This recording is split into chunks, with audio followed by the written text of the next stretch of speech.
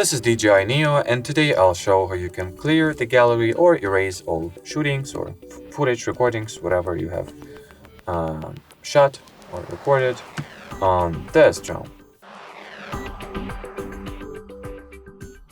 So in the beginning, you will need to launch the DJI Fly app and enter the camera view.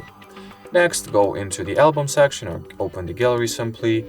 Here select or tap at the select button, should I say, and then just batch select all the footages that you have here. Once everything is selected, press the erase button or just tap at the trash bin icon and then confirm by tapping delete.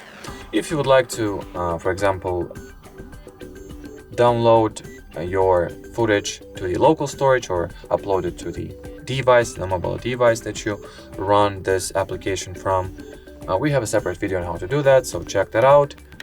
And after you do that, all your saved footage is going to be stored locally, and you can clear the drone's memory or storage.